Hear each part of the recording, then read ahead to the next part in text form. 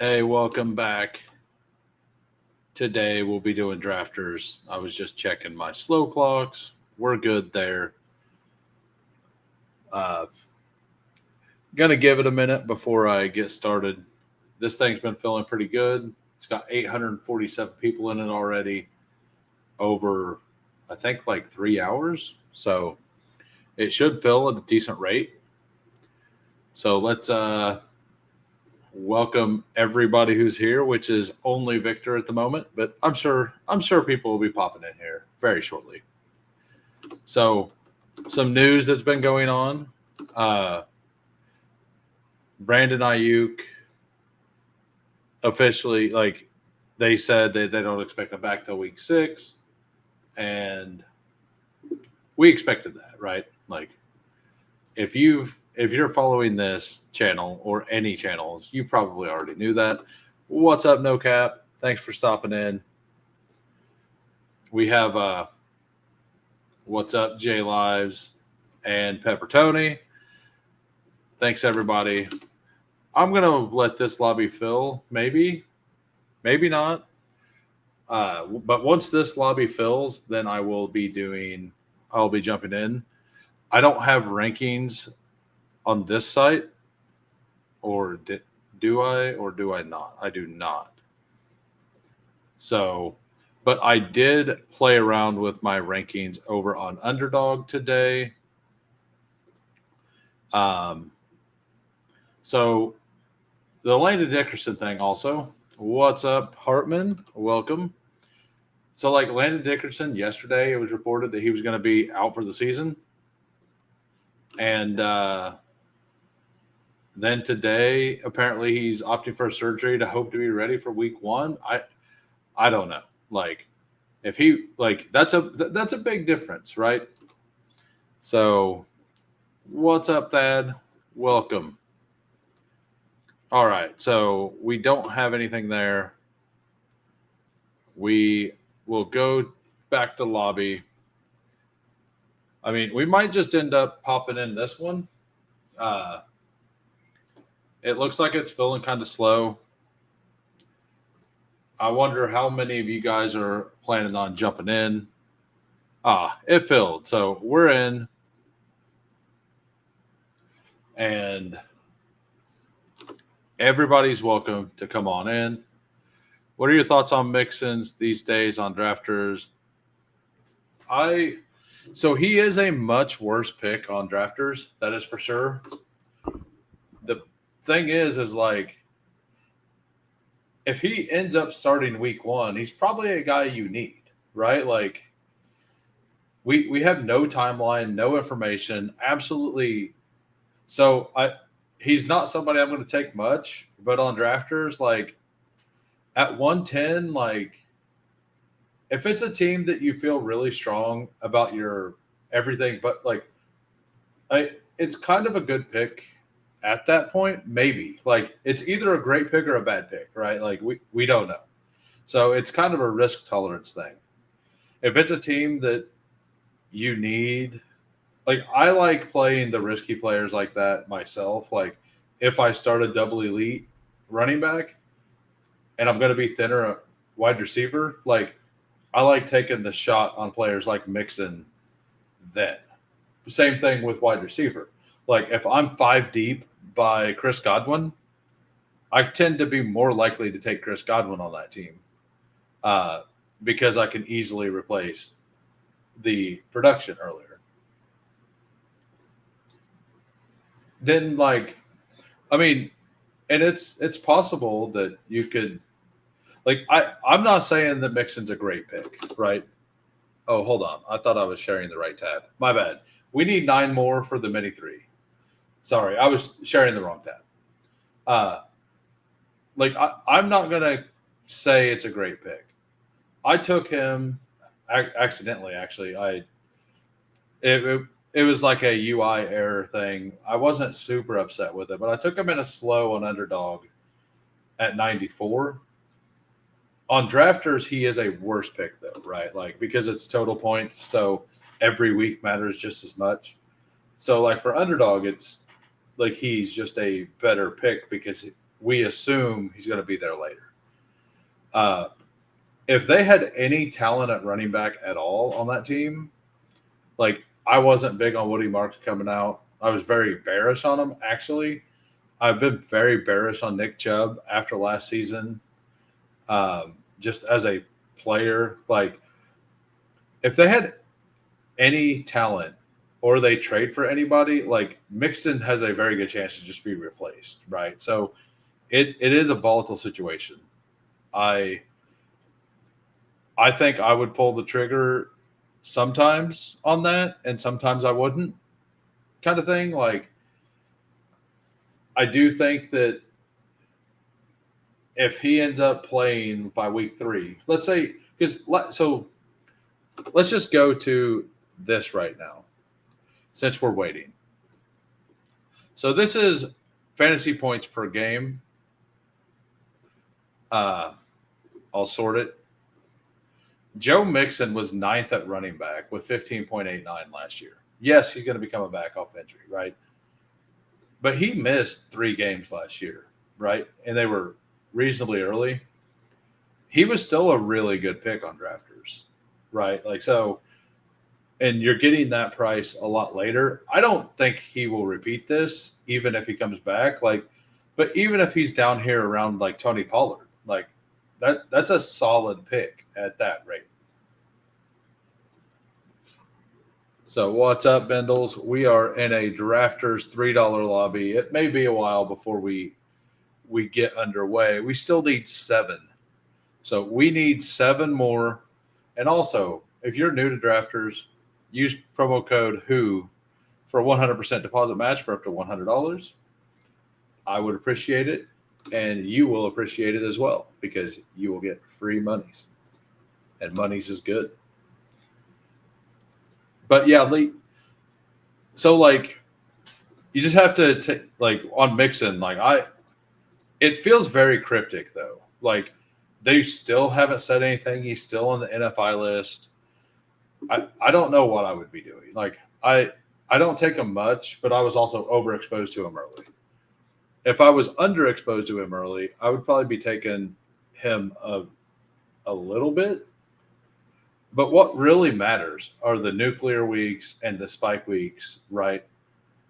Because on drafters, like let's say he comes back and he misses 3 games again, and then he's healthy the rest of the year, and he repeats four nuclear weeks. That's like it's like 1.5 times.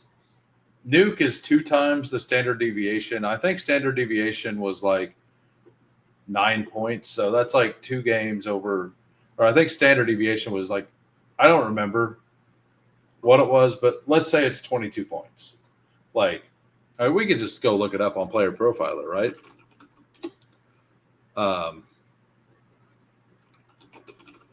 And on drafters, every week matters just as much as every other week, correct? So if he comes back and he's healthy, like it's really good. But the chances of that are kind of low, right? Like, yeah, that's, I think it's kind of like for me, like I'm basically taking him at like a 5% rate or something. Yeah, so he had a 26 point, a 27 point, a 26 point, a 23 point, a 35 point week. Like, if you get just 3 of those weeks at that ADP at 110, like that's insane, right? Like that's a very good pick. Even if it's just a spike week guy for those 3 weeks. What's up, Steve? We're discussing at what pick are you willing to take Joe Mixon on drafters? And No Cap here says he's got a slow pick at 110. And I'm like, that's kind of where you might think about it based on, I don't know, what does Steve think? But like, I think it's an okay pick there. But like, it's a scary pick no matter what. Who's your riskiest injury player? Like, I don't really worry that much about Stafford. Like, the biggest risk is probably Godwin because they drafted Igbuka and like Mixon and Godwin are kind of there.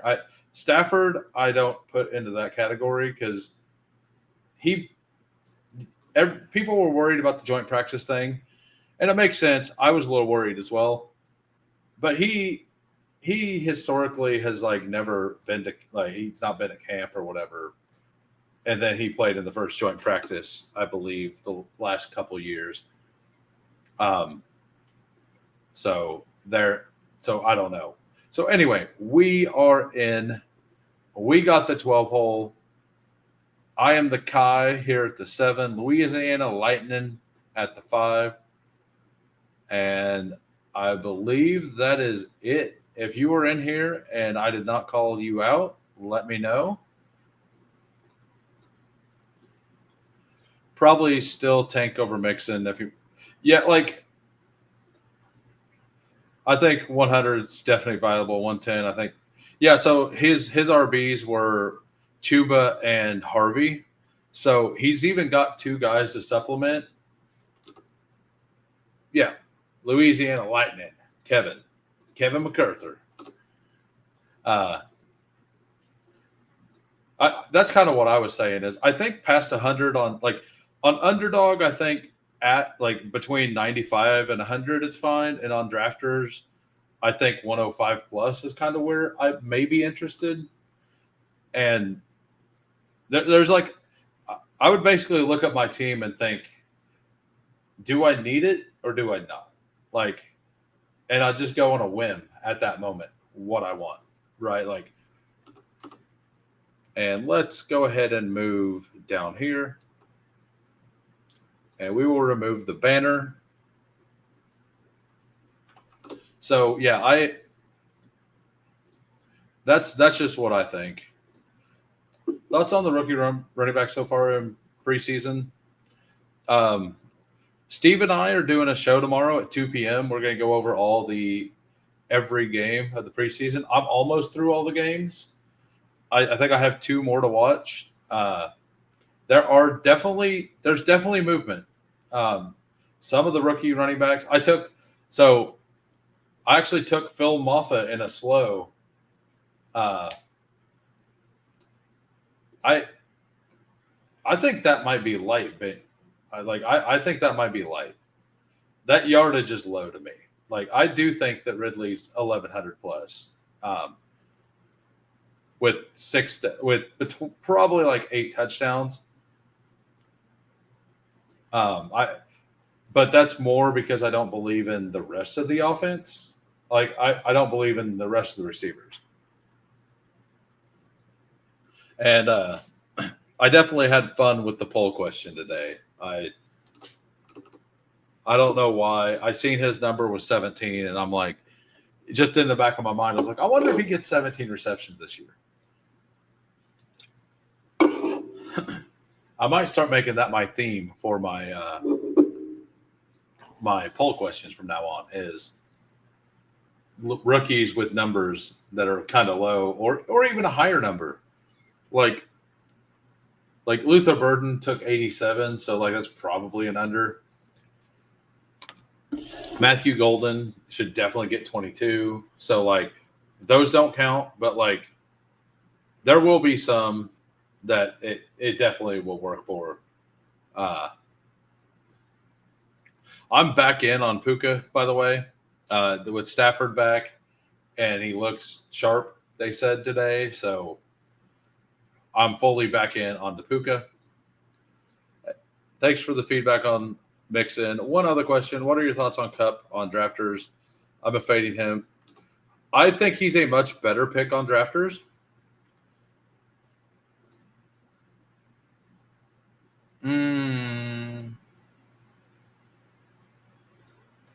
Apparently, I do have rankings in. So I don't know. I have a hard time passing on Brian Thomas ever, but we're gonna do Achane here. I'm kind of out on Miami's offense as a whole, but I do think Achane absolutely cooks this year. Yeah, so I was out on Cup because he was going to like 80 to to like 85, 86. But yeah, he's definitely fell. Like only positive things have happened in Seattle, and we'll that's the first game we'll discuss. I'm sure tomorrow, Steve and I. Uh, it definitely had some things I want to talk about, and I'm going to kind of save a lot of that stuff for tomorrow. So just because I think it'd be more fun to talk it out. But I do think like their offensive line looked a lot better than I was like. Even if it's not a talented line, it was definitely coached well, and that is huge. That is gigantic. Like that was one thing that didn't happen last year, and an offensive line that can at least be in. Did he? I thought I read he practiced today. Let me look. Maybe I'm wrong. I could just be wrong.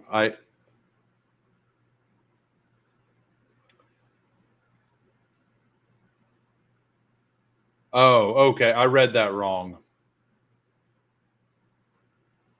Yep.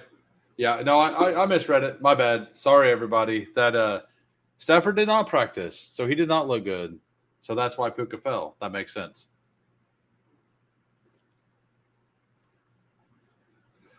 Yeah. I'm honestly like not like. I think Puka will still be a good player with. I think Devontae Adams is the one that I think should fall a lot more than Puka with if Jimmy G's playing. So that's my bad. Seattle is being undervalued some. I'm actually on Seattle right now. So I was pretty bearish on them specifically because of their why is this hold on. I'm trying to get this to size correctly. There we go. Okay. Uh okay, that looks better to me. All right, so back to this. Like I was really out on them because I thought their offensive line was just that bad. And like going through and looking at the grades that PFF had on all of them, like they were graded pretty bad. I loved Gray Zabel coming out, but I thought they needed at least two guys through all because they had 5 picks in the first like 80 picks or something. And they came away with only one lineman. And I thought that was a mistake. But it looks like maybe they were just a team that needed coached better, um, like on that side of the ball. So, and it could just be a scheme thing. Like maybe Ryan Grubb's scheme wasn't good or conducive, and that's part of the reason they went away from him, right? Like they wanted to improve the run game. So it makes sense that they just look better. Uh, And like I think all the Seattle pieces should be getting a little like for me, I'm boosting all of them because I was out on them for that reason. And when that looks good, I think I'm willing to take them now, right? And yeah, I've actually moved Kenneth Walker way up. Wait, Jalen Hurts has jumped. Kenneth Walker goes there. That's interesting. Um, so I think I'm going to take Mike Evans and Worthy. Yeah, we're just going to take Mike Evans and Xavier Worthy there. I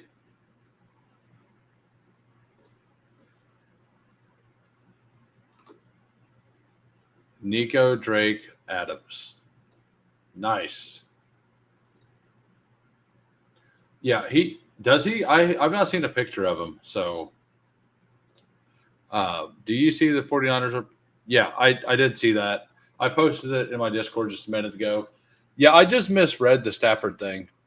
So I thought it said that he was coming out of the cryogenic chamber fully ready. That is absolutely not what I said. So props to me and props to the chat actually for calling me out. I like if I say something that's incorrect, I want you to say something because I I've been pretty busy today. I had a bunch of stuff I had to deal with. You know, calling places to deal with payments that I shouldn't be having to pay, stuff like that, for like 4 hours today. So, yeah, we are we are done with that. So now we're doing this. Not sure how long I want to stream today, as well. And what's up, Brought? I'll definitely be doing a second draft, and I'm going to put music on here. Let me know how the sound is. I can't hear the music, so if you guys like it, let me know. If you guys don't want it, let me know. Um, there's more music. All right, it's on. I'm going to have to step away for just a second here after my next two picks. Not so much who I got, but nobody else even took 3-0. I don't think zero RB is dead completely, but like I do think so. In drafters, you need the best. Like you need whatever running back finishes running back one most likely. Like you almost definitely need RB1 and wide receiver one, as long as they weren't both in round one. And if both of them are in round one, you need whichever one is lapping the field at round two, right?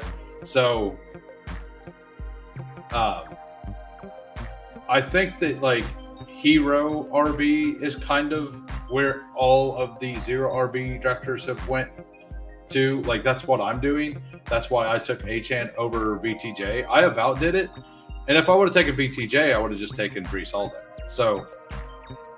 So I think I like this setup. I think I like the Evans Achane more than BTJ Brees. Not even meaning to, but I did stack week 17. I mean, it doesn't matter on this site. Travion Henderson has like absolutely soared after that. And that's something I definitely want to discuss with Steve tomorrow, is his take on that. I have a take on it. And all I'm going to say is I listened to the market, and whenever I did my initial rankings, I had Travion Henderson rated at 52. And I'm a little overweight, but I'm not much overweight. So I feel bad that I didn't listen to myself. Zay down here does feel pretty good. I definitely want Chuba. And I think definitely taking Chuba here. And then do I want Zay? So I don't like the receivers at all that come back around. So I do think I'll take Zay. Although Pearsall already went, huh? Like I do think that Pearsall is going to come up here and be up here in this area. So there is that. Henderson plus Ridley equals risers. Yeah, and Pearsall. Pearsall will absolutely rise with the Ayuk news that isn't actually news. Cryogenic bus, wasn't that? Yeah, that's who he is. You didn't know that? He solidified himself as a kick returner. Who cares? And yeah, exactly. The kick returner thing. Egbuka is returning punts, so we should be docking him, right? You should all dock him and let me draft more of him. Let me be the clown that's drafting the kick returner or the punt returner. I think it's very tough to go zero RB in a full season format. There might be some ways it works, but it's super difficult. Yeah, like because you have to have zero RBs really strong in the playoff formats because you're strong. Generally, it didn't happen last year, but generally, running backs get hurt throughout the season, so your backups end up starting at the back half, which matters more for the money. And this, like, if Kamara gets hurt week 13, it hurts your team, but you still had 12 weeks of volume from him, right? So it's still fine. So, like, you still get all of that production. So it just like as Steve said, it's just harder, and that's what I've kind of like from all the teams. I did a lot of zero RB on drafters last year, and very little of it worked, obviously. And the one hero running back that I liked was Breece Hall, and he was the worst of all of the picks. So I'm mixing it up a lot more this year. Pearsall is probably the worst pick on the board. I think you're going to regret that. I think it's one of the picks. Like, it might end up being correct, but if you look at all of the picks in this range, like from Ricky Pearsall, Diggs, Flowers, Rice, Adunze, Myers, Golden, Egbuka, and you tell me which one of these picks, like, it has a highest chance to bust. Ricky Pearsall may be on that list. But if you ask me also which one has the highest chance to finish top 10 overall receiver, Ricky Pearsall is probably the guy. I think that his range of outcome is just so gigantic that you do want some for sure, whether you're in or out. Like, his ceiling is absolutely there. And this contest, if nothing, is a ceiling contest, right? Like Zay Flowers is fine here, but like, I want ceiling guys here. That's kind of what I want, because you need to win all the money. You need to hit the absolute nuts. I mean, come on, just because Jennings and Ayuk aren't there doesn't make Ricky any better. I don't think I think he would have been number 2 no matter what. If George Kittle is going to be very tired of getting 12 targets a game. I mean, I think people are underestimating how Ricky Pearsall played last year. Like, his stats weren't great. Don't know who Pearsall is, but Pearsall is a nice click. Like, his upside is very high, is the thing. Like, and that's why I like him. San Francisco is scrambling to get wide receivers. Maybe you might be right. I don't agree. It's a Kyle Shanahan system, and Ricky Pearsall was drafted in the first round. Ricky Pearsall absolutely does not like it's obvious he doesn't like IU. And Jennings is doing everything he can to make sure that he's also not liked. Why did Mark Andrews jump TJ Hawkinson, huh? That's interesting. That is very interesting. I don't disagree. I want to take Brian Robinson. 31 receptions. He didn't show me. I mean, we're all allowed to have our fades, and we're all allowed to dislike different takes. And you're allowed to you are allowed to do that. I thought he looked fine. He was a rookie. I don't want to use the he got shot thing, but he wasn't able to practice a lot of his rookie campaign. And a lot of the things that he wasn't doing correctly was probably because he couldn't practice.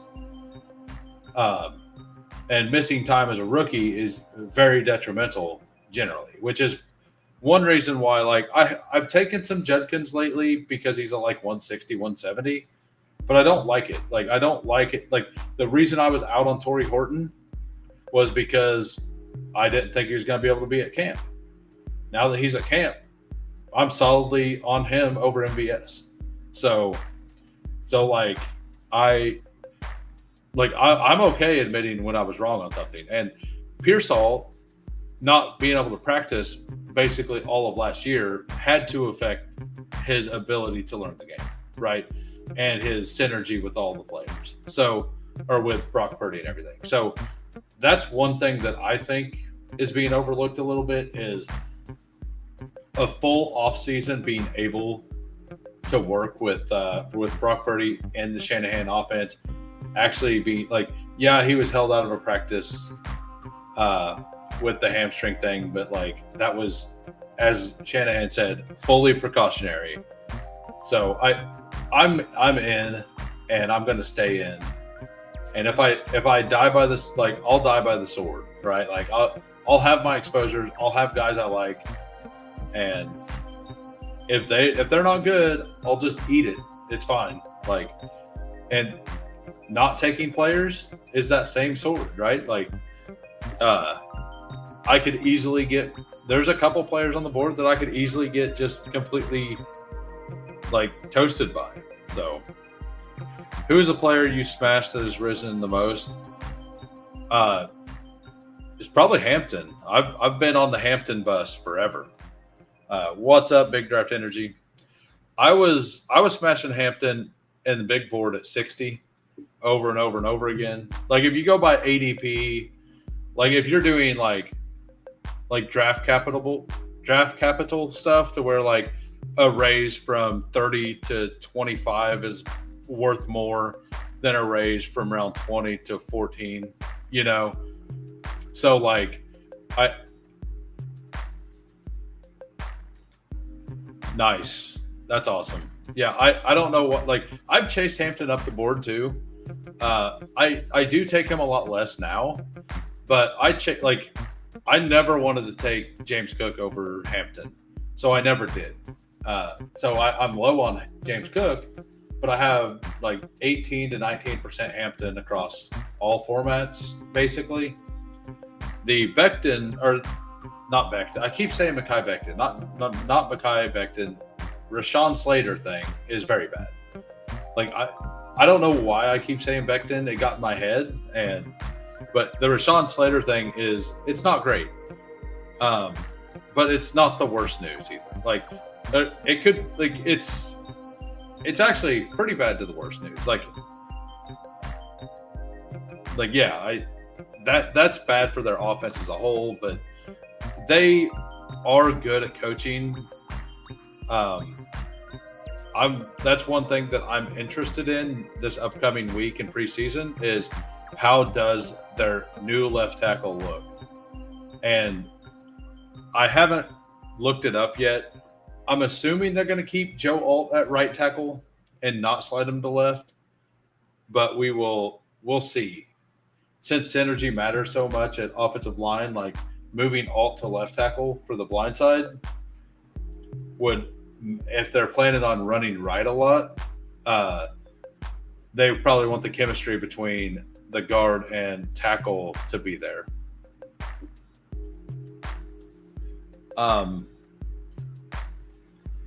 Alt sliding over. I'd rather have Jaden Higgins over Pearsall. I mean, like I said, we're all entitled to make our own stance. Baker's still here. We will absolutely take Baker. And I do want one of these tight ends. Yeah, I want one of these tight ends for sure. We'll go with Tyler Warren. I might be done at quarterback. I might not be. I don't know. How's the many? I've not drafted a team in over 10 days. I didn't draft a team for a couple days. I didn't draft any on Friday night. And I don't think I drafted any Saturday night. Or I might have drafted one. But the mini just came out. It was earlier today, right? This is the first one that I've done. I did one draft on Underdog earlier today. But I've been kind of light. So, but here's the team right now. We are in round 10. We have Patrick Mahomes, Baker Mayfield, very strong at quarterback, Achane, Chuba, Brian Robinson, and then Puka Nacua, Mike Evans, Xavier Worthy, Zay Flowers, and Tyler Warren. We have a good starting lineup here. Now we just need depth. We do need to look out for week 12 a little bit, like make sure we don't have too many and lose too many points there. Like, I love Jaden Higgins too. I just don't think he should be that high. Like, I've moved Jaden Higgins up to like basically where Josh Downs is. So Olave at 81 is a pretty nice fall. What does Kai have going on here? You got Nico, Drake London, Adams, elite quarterback, and Daniels. Then Swift, Pollard, Jones, Warren. That's a nice, solid group after the 3 wide receiver start. And then back to wide receiver with Keon and Burden. Let's see what Kevin's doing here. You got Justin Jefferson, Garrett Wilson, Omarion Hampton, Pickens, Jamo, Jacoby Myers, Sam Laporta, Dobbins, Dak Prescott. I like it. Yeah. No, I wouldn't say that. I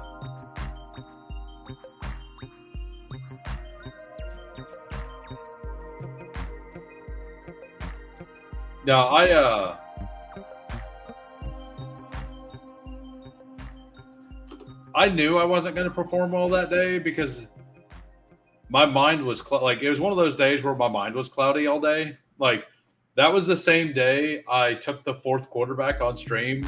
I double tapped him and didn't even realize it.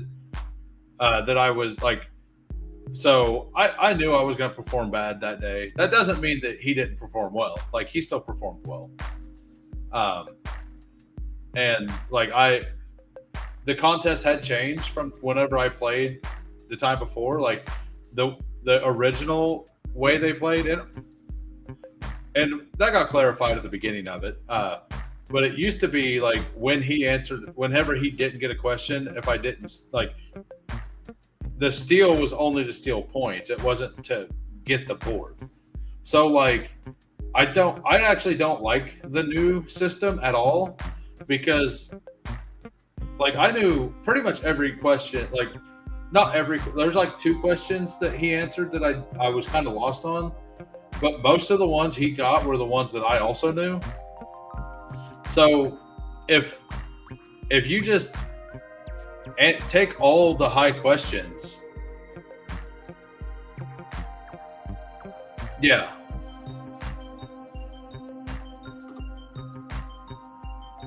Right, and like the way it worked is if you just take out all, like, if you get a lead, you can take out all the high points and stuff. I don't think the new way they're doing it is the right way, but it's all good. Like, it was still a lot of fun. I had a lot of fun with it, and that's all that really matters. Like, I'm not really salty about it. About the way they changed it. I just think it's not as competitive that way because, like, let's say that I answer a question correctly and the other person also knows the answer, but then the next one is a harder question and both people don't know it. That's the only, like, for you to know the one thing that they don't know is the only way to get the board back or to ever be able to answer a question again. Like, the new way is going to make it very easy to just get locked out completely.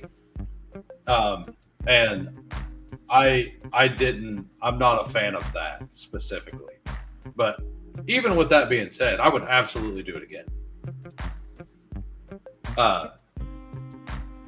It would, like, after thinking about it, would definitely change the way I would play as well. Do you know what date drafters accelerating clock? I have no idea on drafters. I haven't done. I'm not going to do any drafters slows.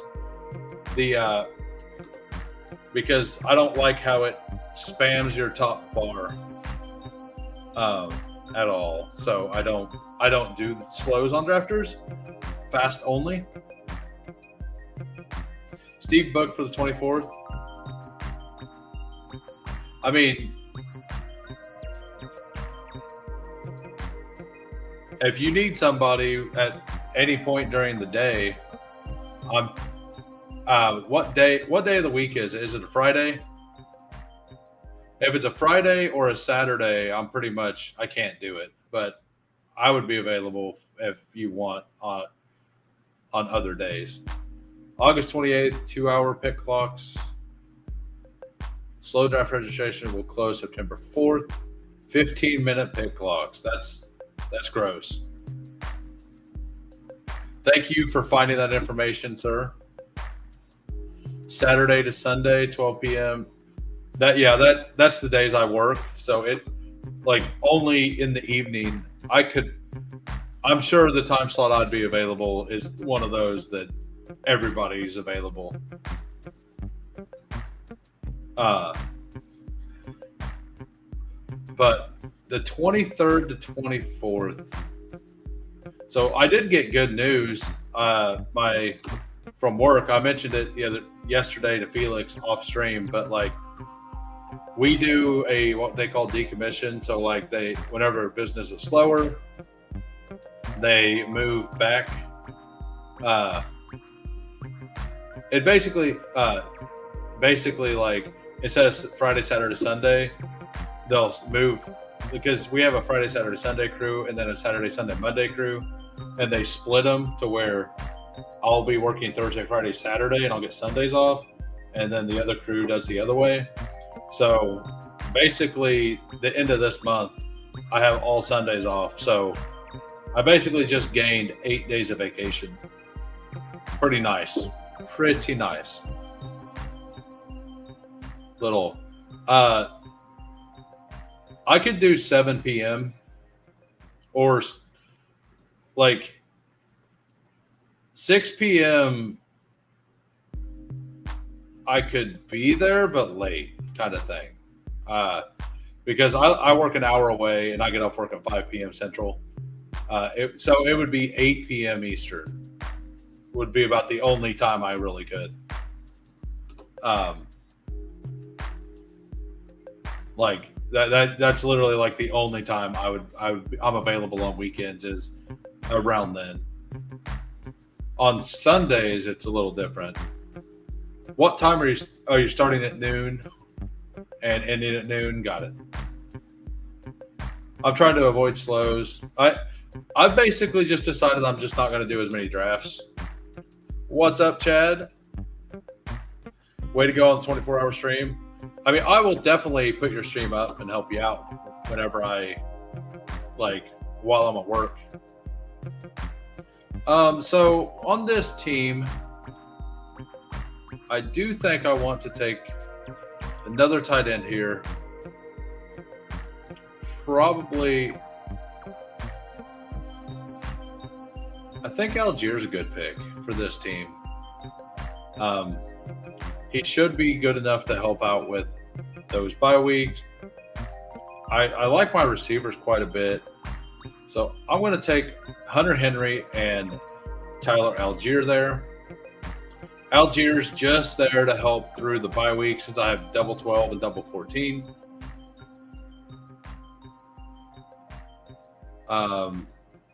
It probably messed up. It might just be that I'm leaned back a little bit. Is that better? Yeah, it shows that it's the right mic. I think it was just farther away from me today. And I hope that sounds better. And does that sound better or not? Yeah, so that's basically the only time I have available. And like I said, it's time only. Like most people are available at that time. So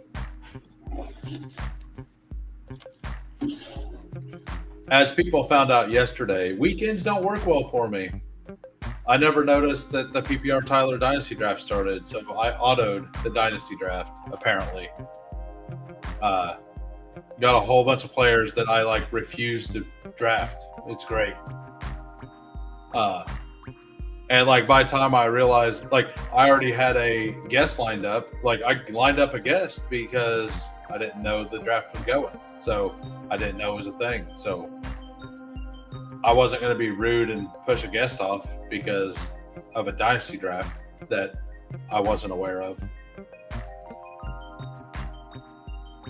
I haven't. I don't know how much I play around with it. I'm not good at DFS, but like I'll probably do like I'm gonna do the Max the Wildcat. I think that's the $3.50 max like draft game on Underdog. I'll probably max that every week, and I'll probably do like the problem with DFS is I do hand builds and only hand builds, so setting up lineups, and I don't have like a program or that a lot of people use to where they make their team and then it sends it to the site, but it's like it's just an app. Like I don't have anything like that, and I don't want to deal with that. So that's why I don't because I hand build every single lineup. I don't get that into it. Like I'll do a couple like solo entry things. I only hand builds as well. Very nice. That's awesome. 2 of them? That's fantastic. I do think that by mid-season you'll be in on Pearsall though. I mean, I guess it depends because his price will probably be pretty high since the Niners. I feel like the Niners are a team that I'm gonna feel like fading a lot in the DFS stuff. I have a weird feeling about the Niners this year. Like I don't know about the rest of you, but I definitely do. Pat Bryant is a player I want to talk about tomorrow as well with Steve.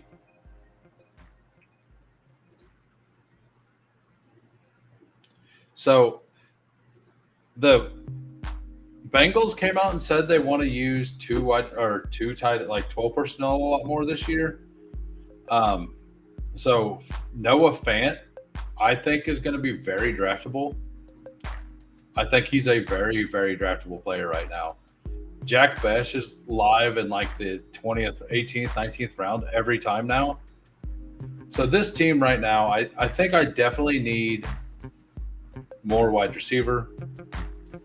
Like I feel really good about it, but taking some upside shots here makes some sense. And nobody's going up the board faster than Torrey Horton right now, but I want to. I think I need Diami Brown here. I didn't realize I took both of the Lamar guys. I'm just kind of talking. Like I said, I spent hours arguing on the phone before I came on, so I don't love any of that. I think I'll just take my last tight end here. I'm going to go ahead and take Gesicki and be done at tight end and just hit volume with the late wide receivers. There's a lot of late wide receivers I don't mind taking. Like, I could see Tesla, like Jalen Naylor's probably drafted too little. There's a solid chance that in the first 3 weeks he has a usable week. So, like, in the last round, I think Jalen Naylor's a very fine pick in drafters. And if an injury happens, like he is going to be the wide receiver too, at least at the beginning of the season. Maybe Ty Felton comes on late, but yeah, I do think that. And can you guys hear the music or not? Let me know. I'm going to step away for just a second.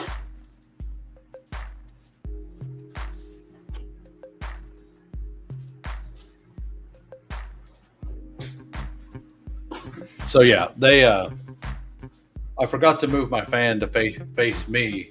Is facing where I usually sit to watch the game, where I was watching the games earlier.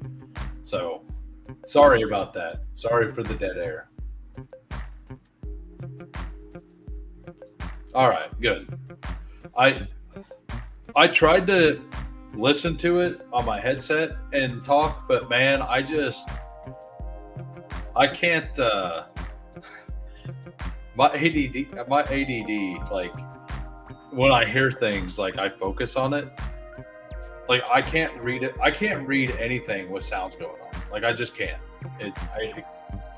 It's a me problem. What's up, Adam? Welcome. Hopefully, like I don't know what I think about this team. This team feels fine. It doesn't feel great. It doesn't feel bad.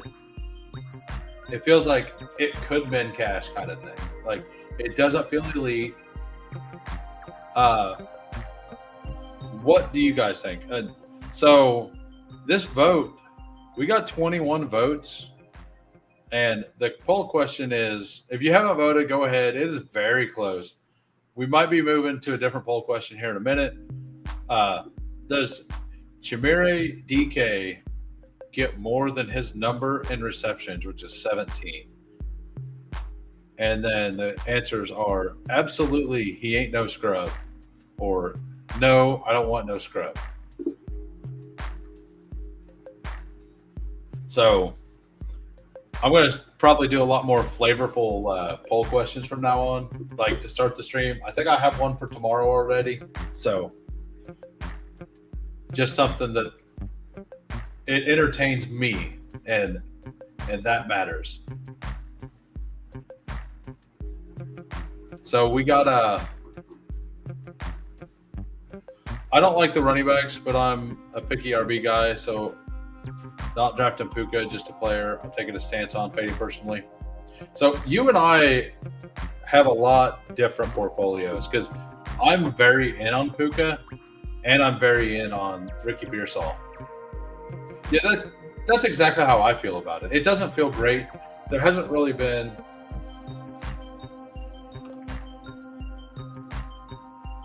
Yeah, the back thing is very weird. And like Puka, like I'm not gonna pass Puka at 12, right? Like I'm just, if Puka's there at 12, I'm just not gonna pass it. Like it's just not happening. So Horton did go. I've been smashing Jalen Coker some more. I've been on Jalen Coker for a while. So that is who I would like to get. I have thought about taking my Nunn guy finally. I still don't know about it. Jarquez Hunter went. There was a report that Javonte Williams is leading for that role. I don't take any Blake Corum, but you know, I think I'm just going to take Russell Wilson here.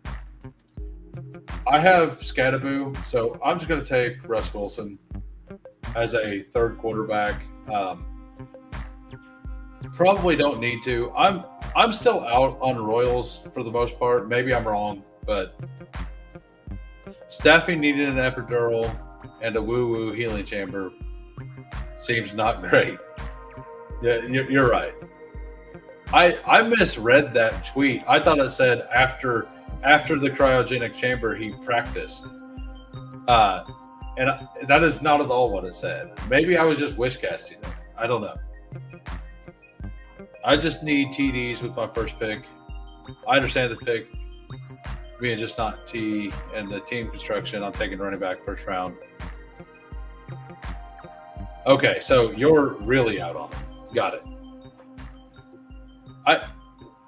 I mean, I kind of did. Like, they're basically the same pick here. I do. Like, I have moved Nico Collins up above Puka. and I've moved Neighbors up above Puka. I still don't love CMC this year. Maybe that's wrong. Like, he's a player that could bury me. I like, so one thing that's true, and I'm sure Steve and I will discuss it tomorrow, but if the Niners lose Trent Williams again, that left tackle got absolutely destroyed the entire game versus the guy, like, what's his name? The DN on the Broncos. Like, he's a good DN, but he's not like an elite DN. But that guy was just all over the quarterback. So if Trent Williams is out, and this is what I've said all season, but it was even more. It's even worse than I thought. Like, if Trent Williams goes down, like that team is in bad shape, very bad shape. And Trent Williams is, what, 38, I think? Let's look it up. Trent Williams. Man, I hate Chrome so much. I'm thinking about going back to Mozilla. I still use Mozilla for most of my stuff. I go to another browser, and now I'm locked up completely. I can't even look at the right browser right now, the one I'm drafting in.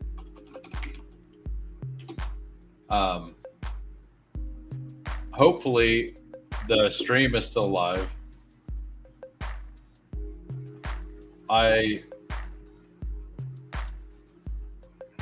Let me know. I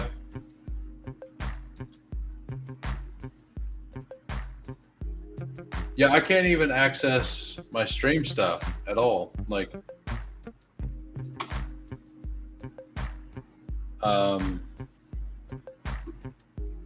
what's up? Okay. There we go. We are. What just happened?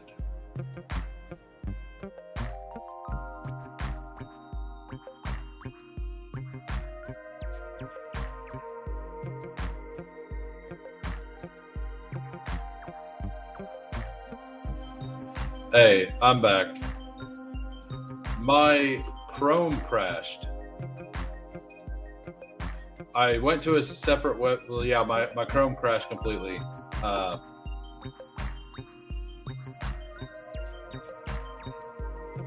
There we go. Yeah, there we go. We're good. We're back. What a fun thing. What a fun thing. Guess I actually brought it up on a different browser just in case I couldn't get it loaded. Like, it crashed hard enough that it kicked me out of everything. We are going to dive deep. Phil Maffa, welcome to the team.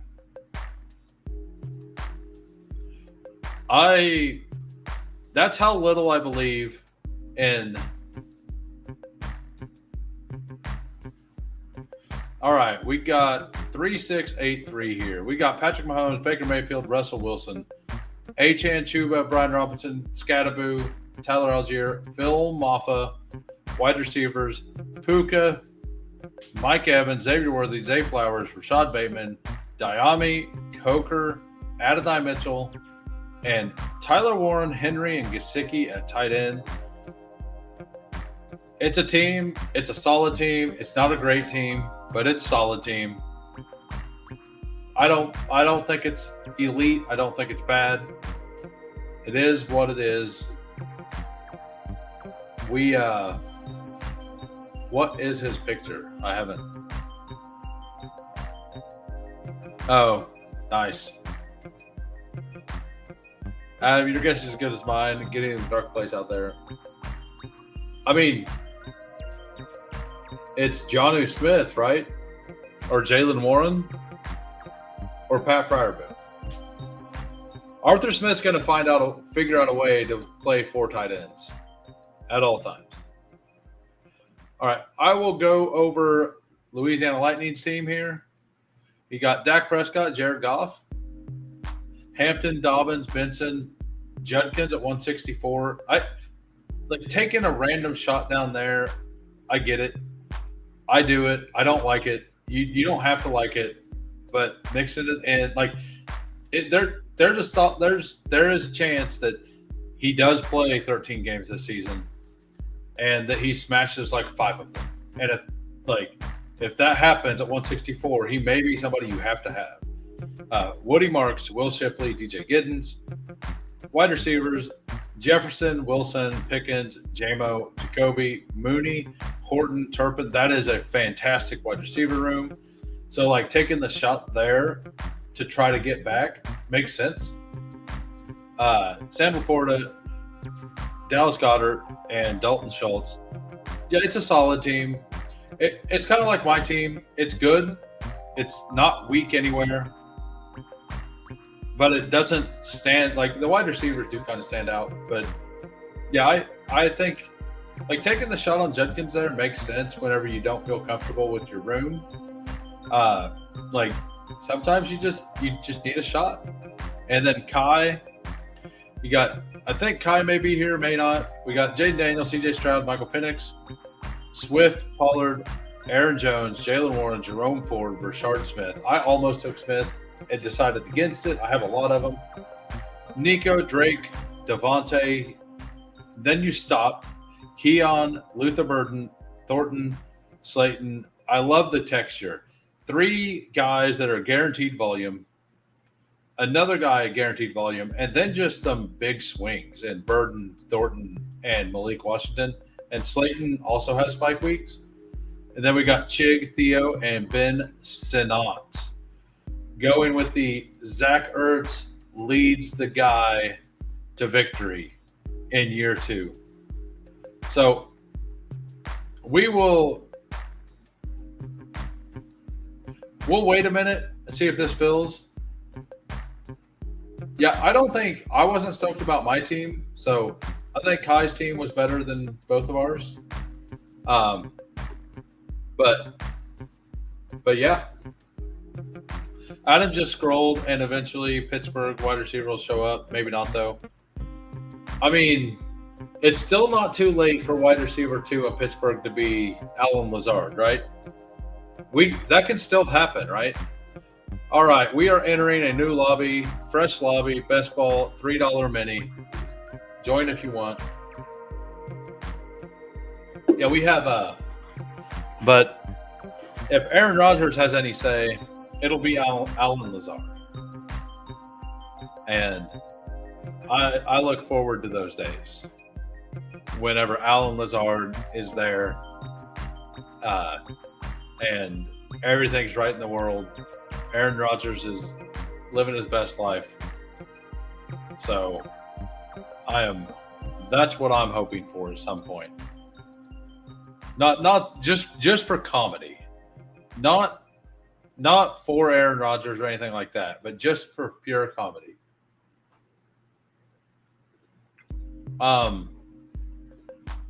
I did not. Was it pretty good?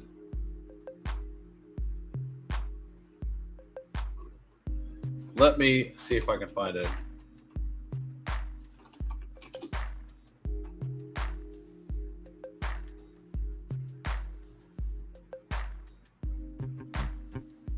That does not look great. That literally looks like Ben Roethlisberger in his final season, right? That looked slow. I agree. That looked very slow. I'm not going to bring it up because I don't know about that. Like, I can't make money anyway, so I guess it doesn't matter if I get demonetized. So I'll just bring it up.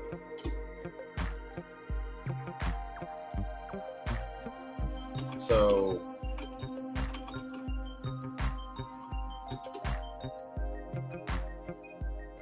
all right, here you go.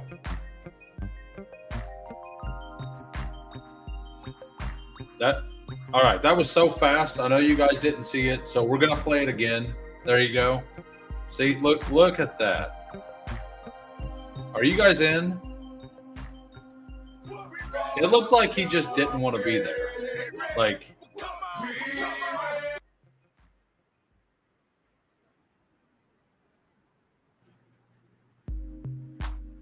yeah, I'm pretty sure that was on 2 times speed.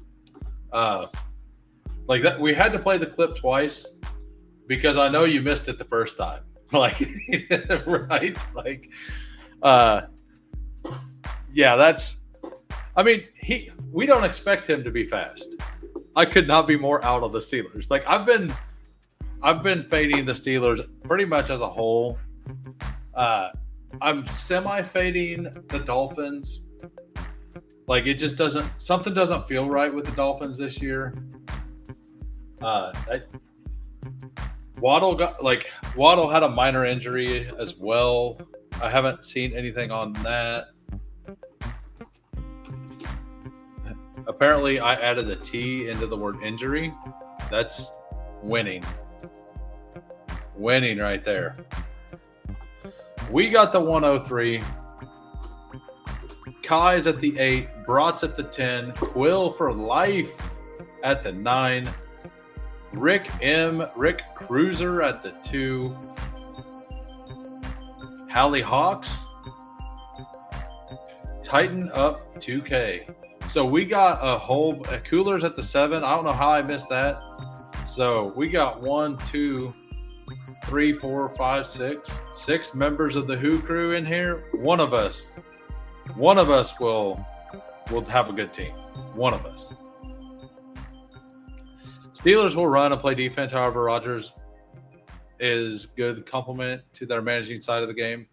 Well, right. That's like you mix an Arthur Smith offense with the stuff Aaron Rodgers was trying to do last year in New York. Like, that is not a recipe for a high amount of fantasy points to me. You are in. Yeah, so like that's why I've been out on I've been pretty out on DK Metcalf like this whole year. Like I take him here and there, but man. So I don't know if I'm misremembering things, but I thought Rodgers was kind of trending mid at best before the Jets disaster. Then we saw what happened there. Well, what happened there is the last 5 weeks of the season, Rodgers was really good for fantasy. Once Devontae Adams got there and did his thing, of course Bijan goes. I like the wide receivers at 46 to 75 a lot. So I don't mind the elite running back, or I definitely want a running back with one of those 3 picks almost every draft on the front end of the board. I like the running backs that go here as well, but I love the wide receivers you get at 46 and 51. No, I don't think so, but I didn't think so last year either. So I'm probably wrong. Gibbs RB1, more people are saying it. I'm still Bijan over Gibbs, but the entire season it's been, I believe they're the top 2 and Barkley is third. I think Barkley should be closer to McCaffrey. And I think Genty, Achane, and Henry, you can put Henry in that group. I think then Genty, Achane are kind of their own tier as well. I think it's just Bijan and Gibbs. I think it is, especially in full PPR, right? In full PPR, it has to be Gibbs or Bijan, not Saquon. So if we were to sort, because this is half point PPR here, but like Gibbs had 30 more or 20 more receptions, so 10 more points. So that 10 more points actually puts Gibbs in points per game above Saquon Barkley, right? And Bijan had 30 more, so 15 more points.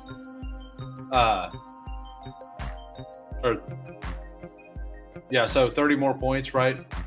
Which is 2 more points a game.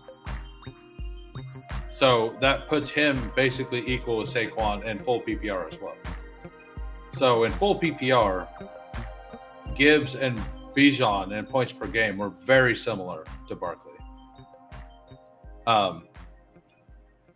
So that's why I think that you kind of like it's Barkley's not a good pick on drafters here. Like if you want to say in half point PPR, Barkley being good up here, I will hear that argument. I disagree, but I will hear the argument, and I'm not going to call you an idiot. But on a full PPR side, I think it's pretty dumb to have Barkley in the top 5. I need to get more Robinson. I'm low on him this year. You just need to catch up. Hey, like you took the better player, in my opinion. Lions offense is probably your favorite in the NFL. At post Ben Johnson, post Zeitler and Ragnow, still the favorite one. Is it just you like this players, you like the scheme? What is it you love about it? Atlanta offense is okay. They're not great. People need something. I think they may become like I think the 2 offenses that I think are going to elevate this year are Carolina and Atlanta by a lot.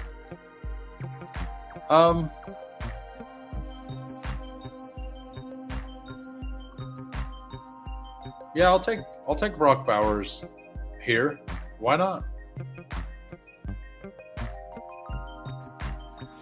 Yeah, Chase Brown is going so high now. Everyone's seen the usage with the starters, and they're like, okay, he's really good. Like, if that's the usage he gets all season, like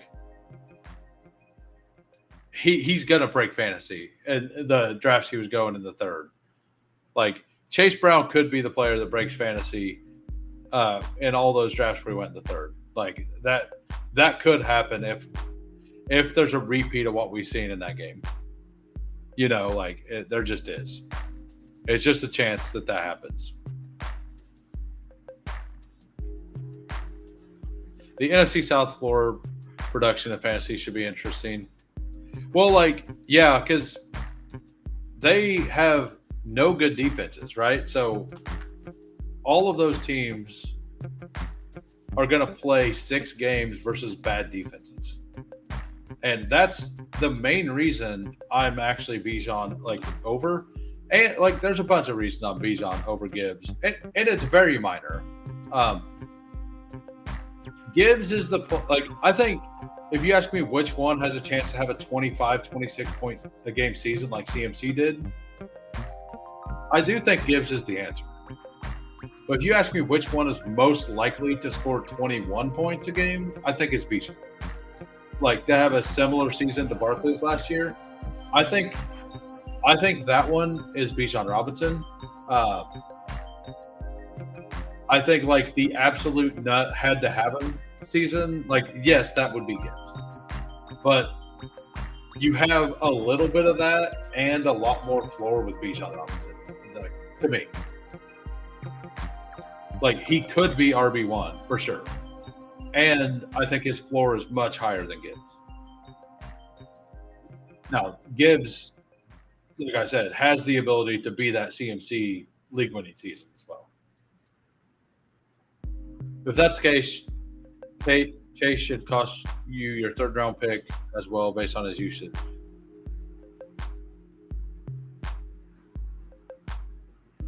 I don't get that.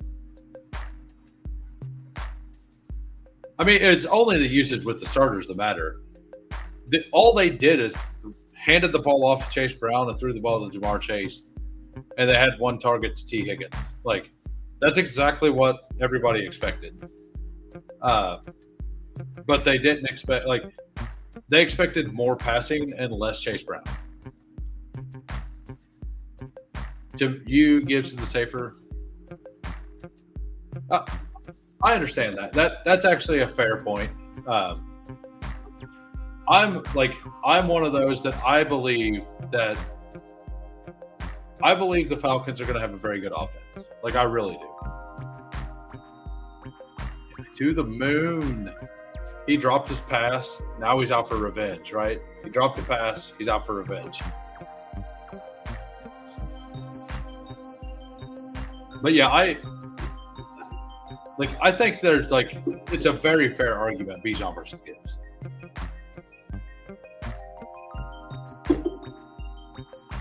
Like absolutely fair. And Barkley doesn't deserve to be in that conversation at full PPR. Yes, I said it. Like you can call me crazy. I don't think so. And like Gibbs does play in the offense that scored a lot more points last year. I'm actually bearish on the Lions at cost. Like Gibbs, I like Gibbs and I like JMO at cost. I don't like Amon-Ra and Laporta. I hated him when Laporta was going at 60, 61, but now that he's going in the mid 70s, I like it. I think that I don't think they score 33 points a game. Like, and they're being priced as they score 33 points a game. So something has to break. Either they have to score 33 points a game again, which I'm not saying is impossible. I don't think it's going to happen. Doesn't mean it can't.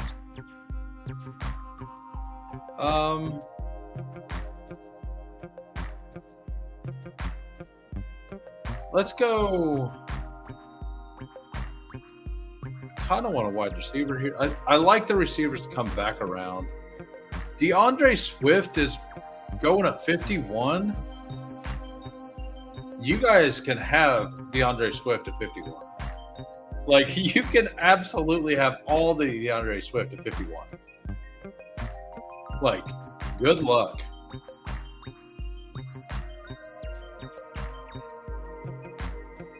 Yeah, and then, back to Chase Brown, he just, not only did they hand the ball off to him consistently, but they also, I don't think Swift at 51 is safe.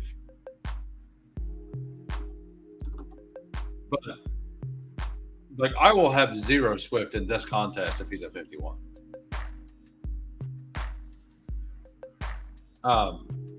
Zero. I will not take him there. If you like him, that's great. And in this contest, running backs do get pushed up a little bit. So I could see him going over here a little bit. But 51, he goes there on average. That is wrong.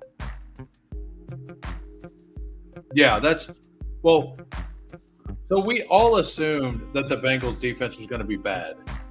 But we all didn't assume that it was going to be as bad as it was. Man, the Eagles' second string team literally never stopped.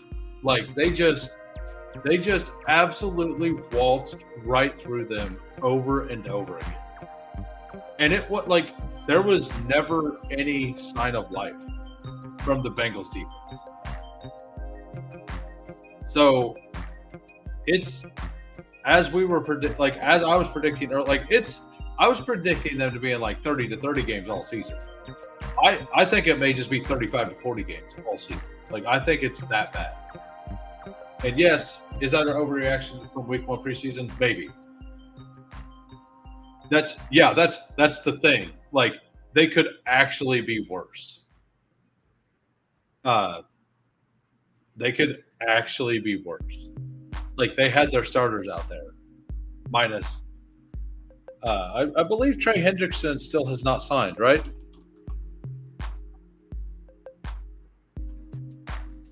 I'm going to look that up right now.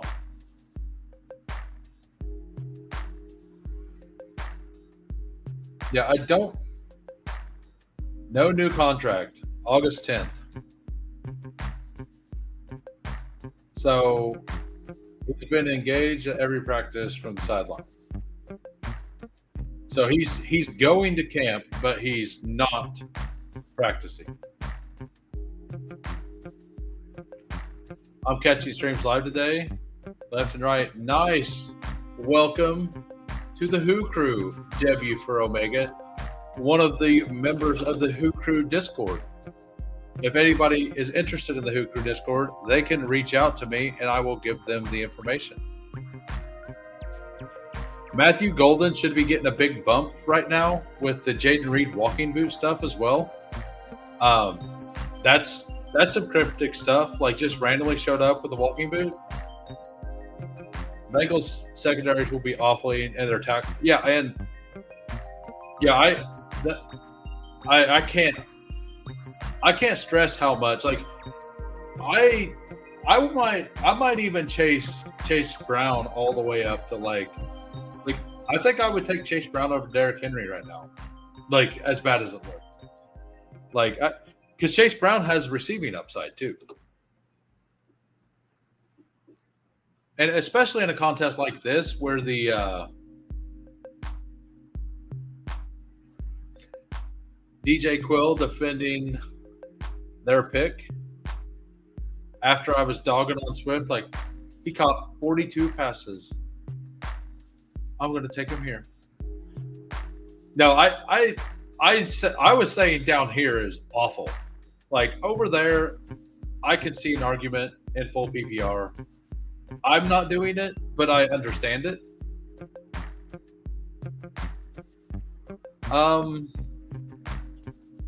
I need a wide receiver here. I think this is where I'm going to buy a dip. I'll buy the. I don't. Let's randomly take a Debo share. I don't have a lot of Debo, but I don't know. I felt like a Debo share there.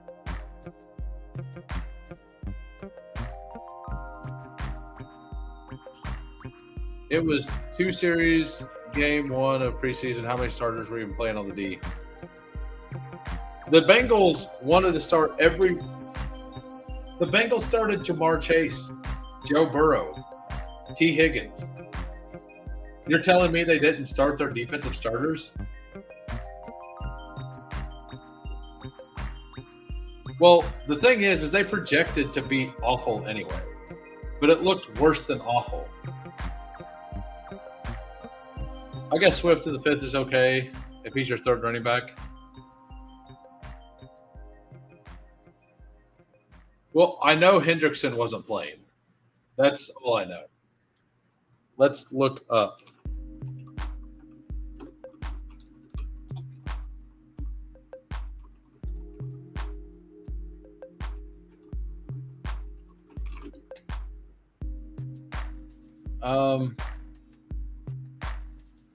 I would have to cross-check it with the depth chart and stuff.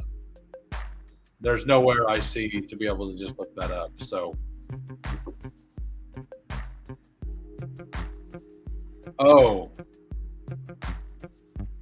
on the other team,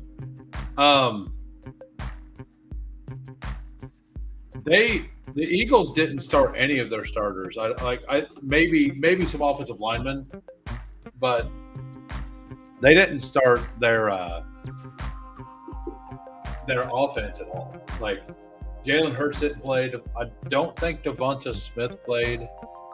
Let me look it up because I'm pretty sure Jahan Dotson was wide receiver 1 for them.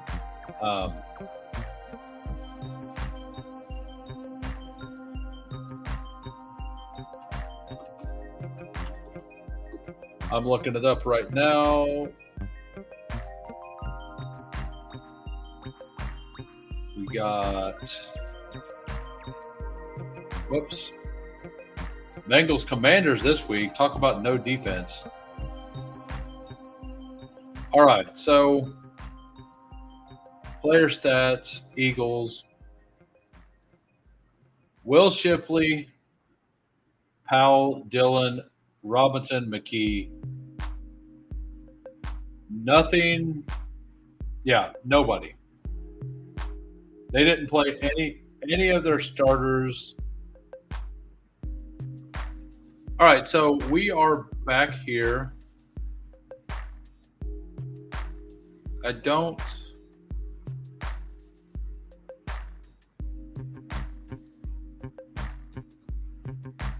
know. I think I'll just take Jaden Higgins there. I really like Jaden Higgins. I've been thinking lately that Higgins-Burrow stacks are actually just kind of bad. I don't see a full season scenario where you have Burrow without Chase that is actually good. I mean, it all depends. We thought that last year probably too, right? I think there might be a leak in the teams where the field isn't stacking Burrow Chase enough. Yeah, I love T. Higgins this year.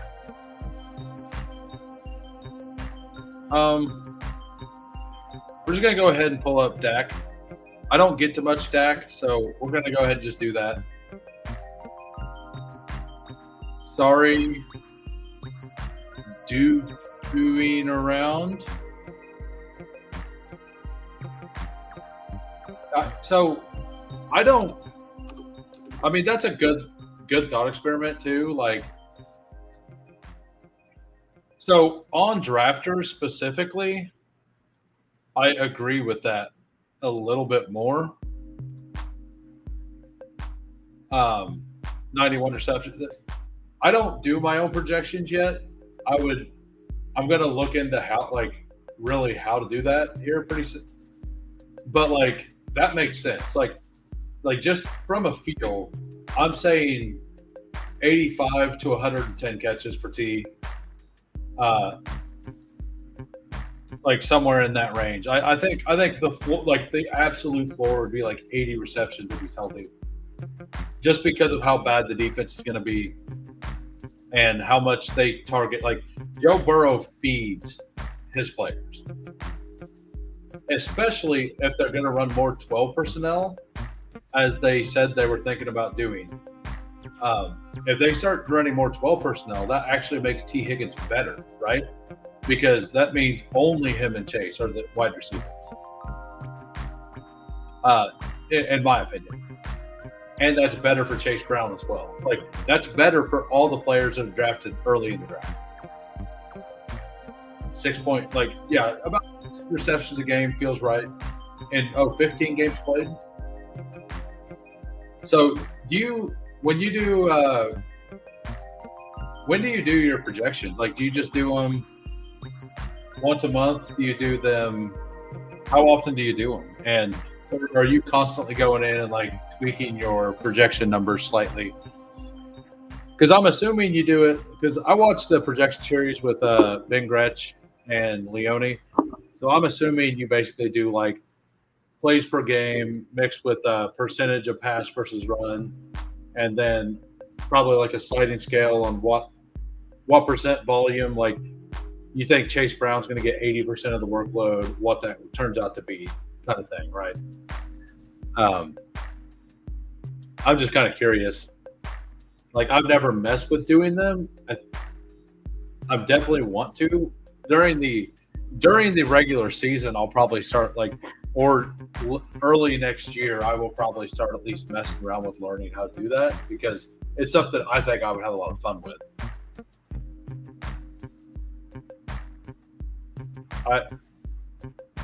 Because there's a whole lot of things that go into it, the whole pace of play stuff.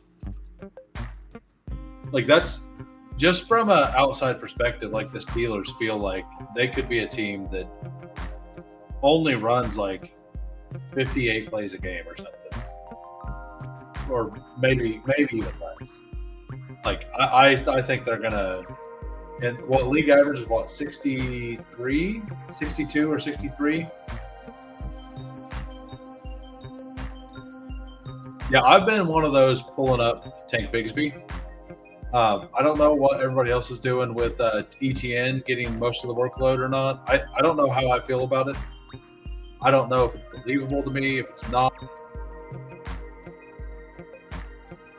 I don't love it. I'll tell you that. Scadaboo at 120. And Herbert goes high now.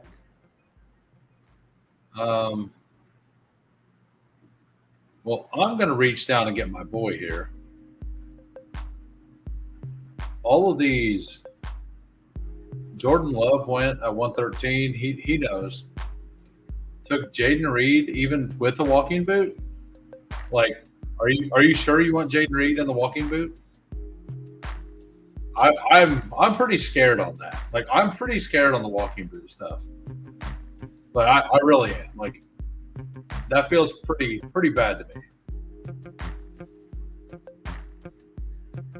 I think I just want to take another running back here and almost be done. Like, I like these wide receivers. I'm good there. I can backstack.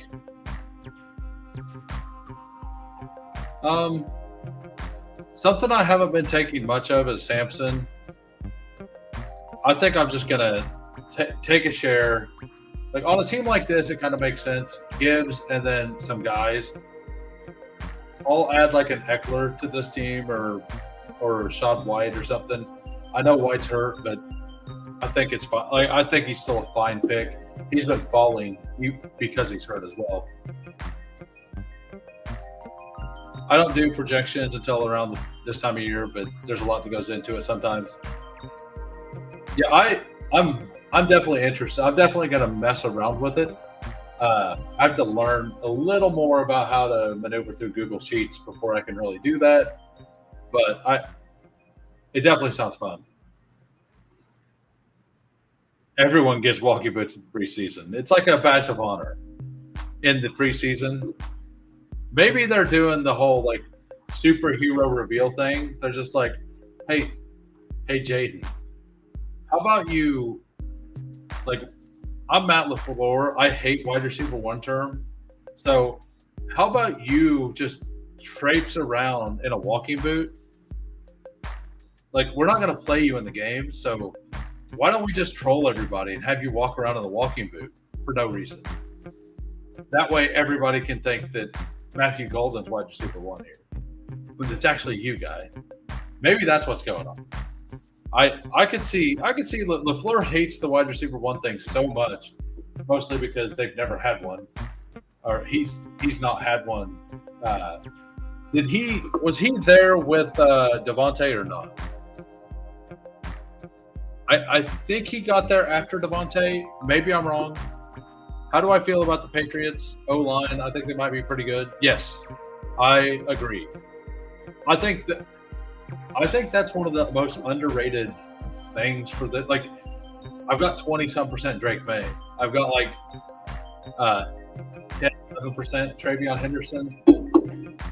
I've got 19% Stephon Diggs. Like, I'm in on the Patriots. Like, the offense, the four offenses I'm in on that I think are underrated are the Patriots 1, the Panthers 2, the Titans 3, and the Falcons 4. Like, the reason I'm in on the Falcons, by the way, is because Michael Penix was an elevator in college.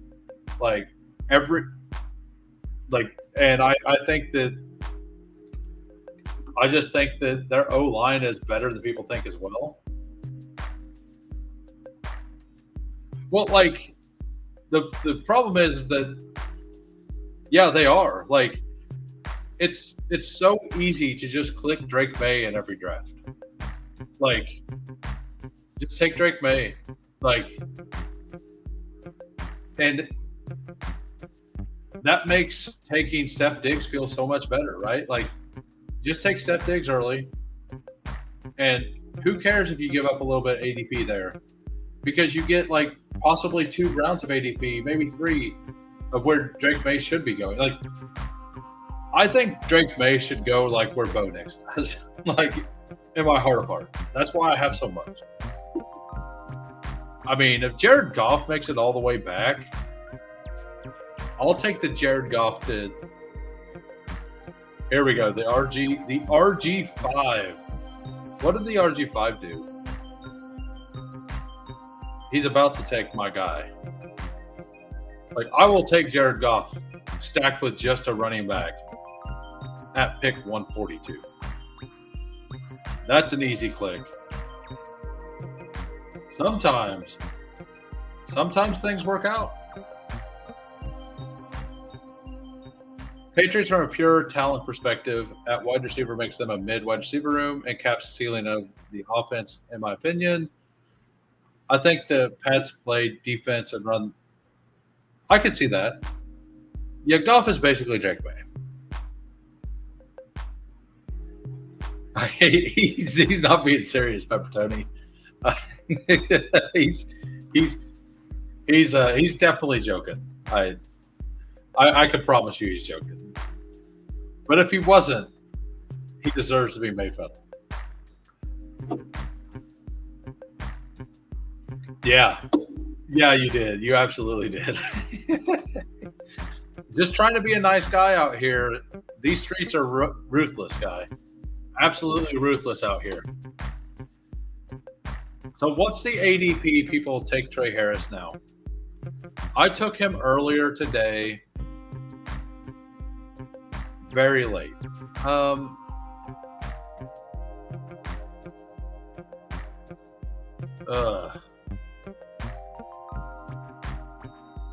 Yeah, I'll take Cedric Tillman.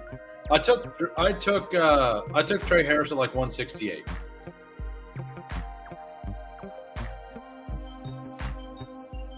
Earlier today, and I didn't like it and I didn't hate it. Wait, May? I thought he was Aaron Rodgers combo. You need different sources, guy. Drake May is basically Aaron Rodgers in that drill I showed you earlier. So there's that. That's how Drake May moves around in the pocket, like old man Rodgers. Absolutely, like no pep, nothing. You guys should never draft him. Just leave him to me.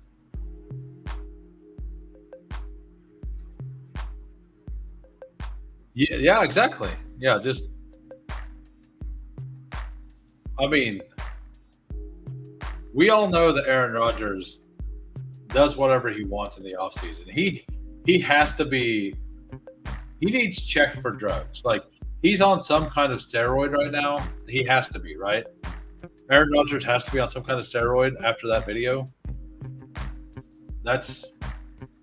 I mean, he was moving fast. He was moving fast. So skillful. He evaded his coach, who was briskly walking at him, right? Sam Darnold or Geno is probably your favorite quarterback in 3 in best ball. So I was so out on Sam Darnold. And after watching the preseason game, week 1, like, the Seattle offensive line was very cohesive. Like, the way they played was very good together. And yes, it's just a preseason game, but that just means to me that they've been coached up way better than they were the previous year. And that it may not have been a talent thing, and it may have been a coaching thing last year. And Grubb got fired after 1 single season. So all of that kind of lines up, and I've actually been I'm becoming bullish on that offense as well. And they get the, like, if you're in a underdog, you get the week 17 Carolina cake game. Rodgers and Lance Armstrong have the same supplier. Many are saying. Many. The only coach who would have kept up with him was Andy Reid. Exactly. Seattle coach, I think, may need more respect than he's been. Yeah, absolutely. They looked like Kubiak has that offensive line working together. That's the one thing I got from that.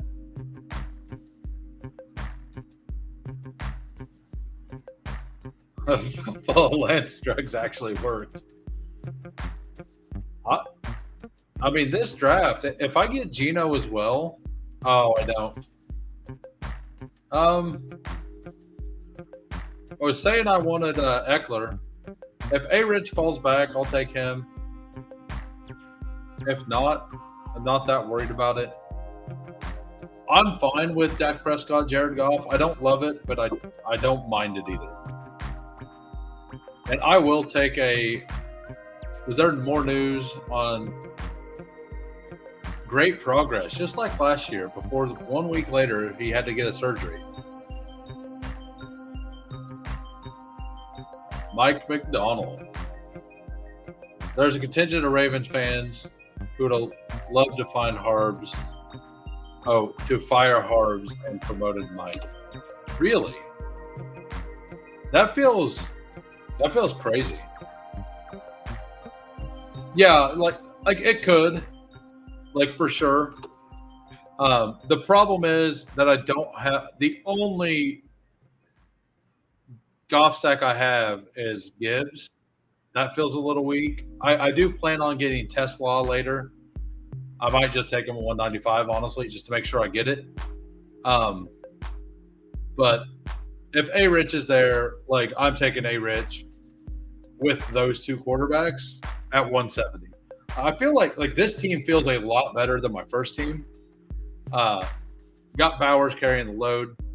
We got Dak, we got Goff, we got Anthony Richardson. RBs, Gibbs, Henderson, Scadaboo, Sampson, and Eckler. Eckler to get us there in case some of these rookies take a little bit to get going. Like, I really like this RB room. Wide receivers, T. Higgins, Pickens, Golden, Debo, Jaden, and Tillman, and then Solo Bowers. I definitely have to take a tight end next or close to next. I mean, nobody would take him knowing you want him. Absolutely not. Maybe somebody's going to take him. Maybe FK Cooler's going to take him 186 just to teach me a lesson. I know what FK Coolers is like. He's out there teaching people lessons. Don't be talking about your picks before you make them. Don't be doing it. Not on my watch.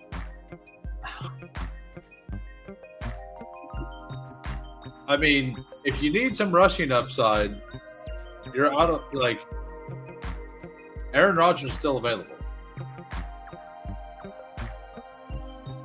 Harbs has a lot of issues, even though he's a great coach. So you guys look at him like Chiefs fans look at Schottenheimer. Love the coach. Absolutely love the coach. But, like, there was just some things that, like, things he wouldn't do, and those were things that it felt like he needed to do to win in the playoffs. Okay. Yeah, I don't get in the weeds of that team that much. You obviously, like, you're always talking about him. Pepper Tony is, by the way, Quill for Life is also a Ravens fan. I'm surprised that this pick wasn't a certain player, honestly, who's been going up in price. Judkins at 187 is kind of like, why the hell not? Right? Like, why the hell not at that point? Which one of these? I think Tavian Sanders makes sense here. And then we can type in Tesla. We'll just take him there. For not taking a wide receiver till round 3, I like the wide receiver group a decent amount. A bunch of spike week guys. I could see Lamar being fared better than Harbs. I'd agree with that. That could make some sense. Oh, yeah. So Shipley's the player that I think should be moving up in the ranks, and all the players around him are moving up, but not him. Right? Like, why is Ja'Cory Krusky Merritt generally going ahead of Will Shipley? Why is so this room didn't do it because this room listens to stuff and understands. Kai there took Shipley, but like I'll say Keaton Mitchell. Okay, they're gone.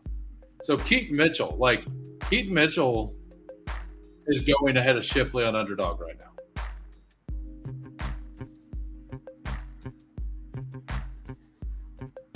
DeAndre Hopkins still there? Yeah. Hopkins. Are you in on Hopkins? That's a pick I can't make. I can't do it, man. Like it could like I would take him at 214 if he came back.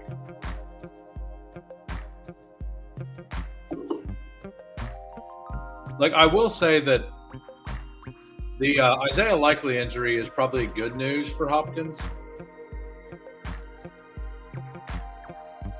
But yeah, the Keaton Mitchell stuff, I like Keaton Mitchell a lot. Like I'm sad that whenever it went to whenever it went to 20, like 18 rounds an underdog from 20, because in pre-draft I had like 7% Keaton Mitchell when he was rarely drafted, and then post-draft I only have 2%.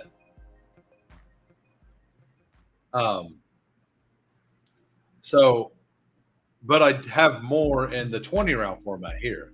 So I've still been clicking him, but like it's harder to do in the 18 round format. But at this point, he's awesome.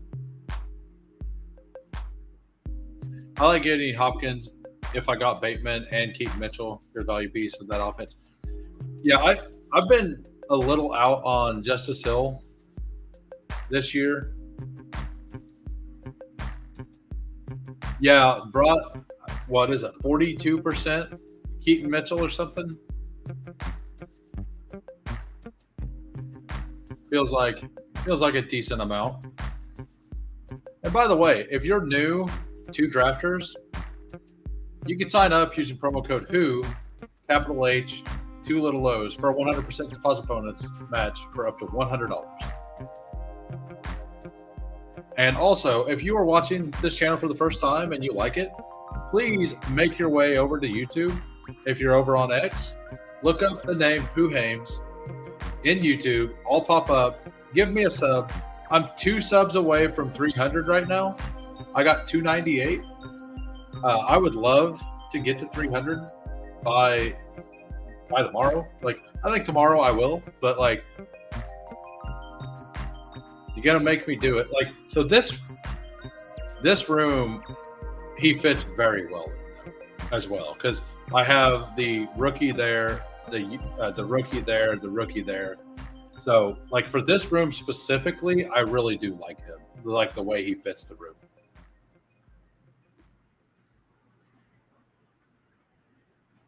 Yeah, that's kind of how I feel. I think Hill's roles stays the same, even if Henry gets hurt. I can see that. Like, that's kind of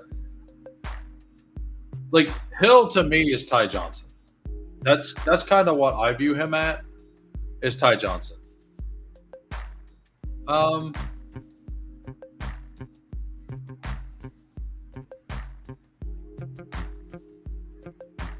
We're just gonna take a Harold Fannin chair.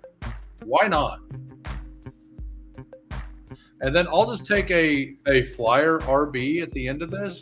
I feel really good about this team. So, but yeah, if I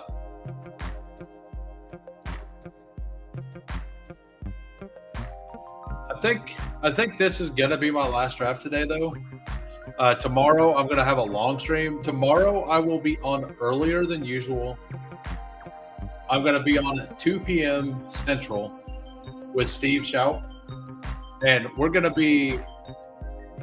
gonna be drafting. We're just gonna be discussing all of the preseason games, what our takeaways from each game was, And after we went through every single game, we we're gonna draft a team, or I'm gonna draft a little bit. I'm still gonna try to. I'm just gonna stay live for 4 hours, no matter what. I don't know how long it's gonna take us to go through the recaps and what our takeaways are, but we're both like into looking at all that stuff. So I feel like we'll just kind of talk ball for like an hour, hour and a half at least, but and then maybe do a draft, and then I'm going to continue to draft until about this time tomorrow, maybe longer. I don't know, but if you guys are available around then and you're interested in what an act like a guy who used to cover the Senior Bowl and Steve thinks, and what this guy thought of the preseason, you got a little bit of takes today. I just kind of talked about 2 of the games, didn't really get into all the games, but yeah, I look forward to it. I'm going to try to do that every week. I don't know if Steve signed up for doing this every week with me for the preseason, but I'm going to continue to do it post. I'll probably start doing it every Monday. Once my schedule changes to where I get the Sundays off, I'll start doing it every Monday instead of every Sunday. Do a recap show. Looking forward to that.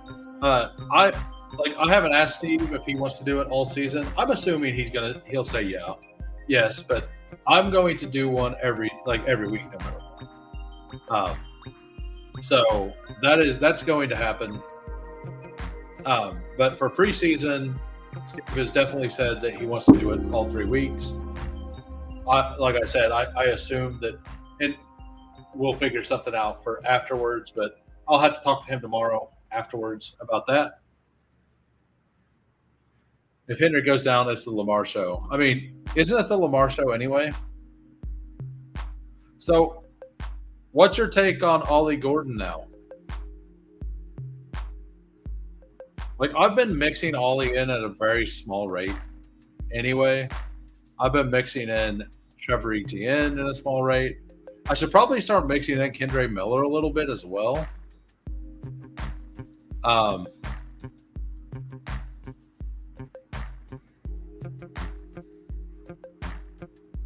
Looking forward to that.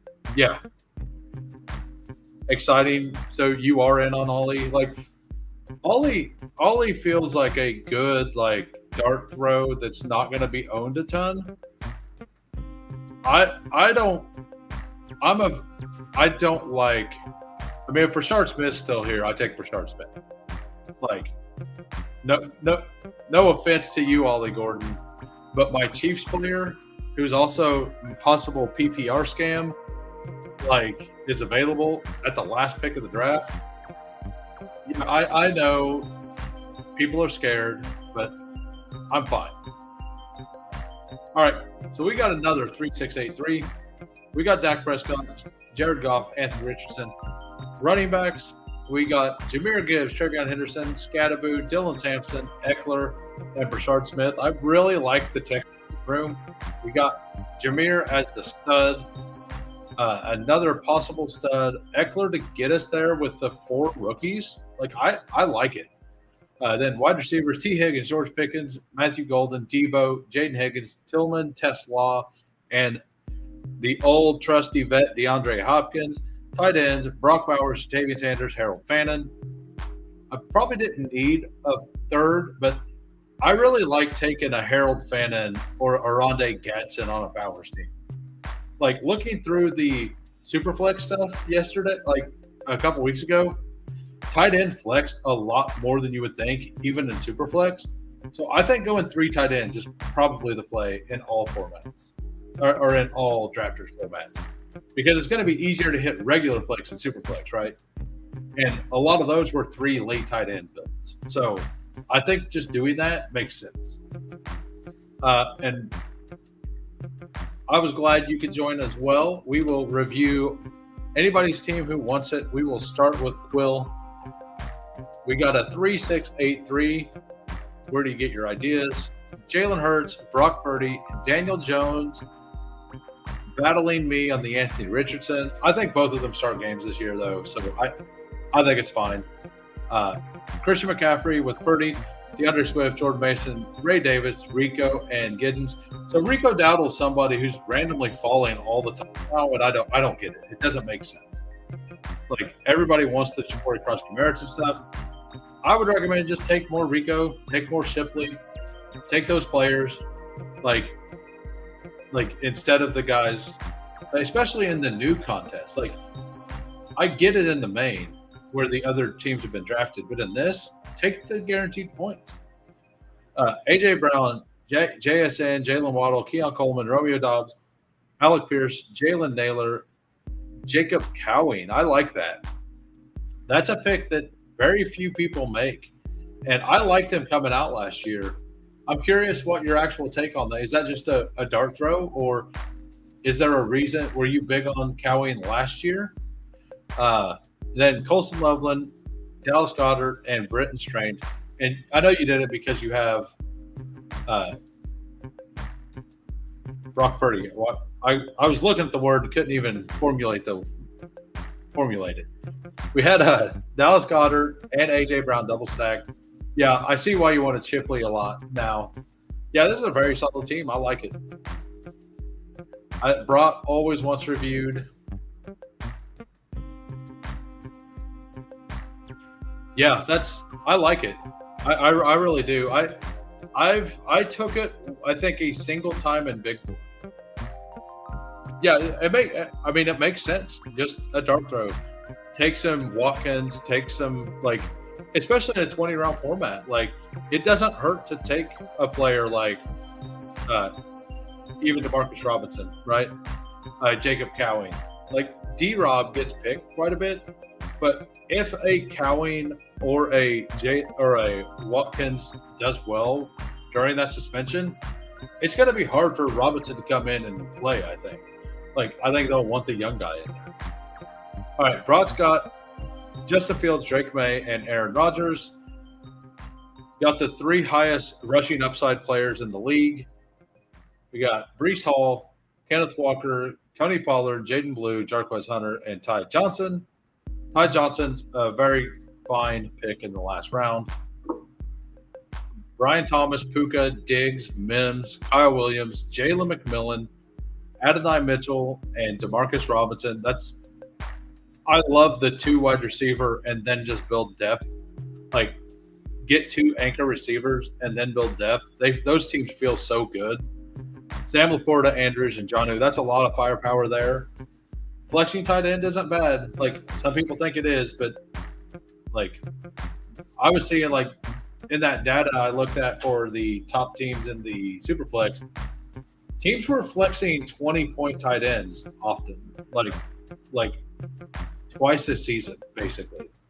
Or the top, like, 7 teams flex, like, 20-point tight end twice. You know, that's a reason to, like, not dismiss it. But nobody else is shouting out for a review. So I will see everybody tomorrow at 2 p.m. Central if you are available. If not, at least watch that back. I think it'll be interesting. And then I'm going to be live all the way till 6 again. So I'll see everybody later. Have a great night. Peace.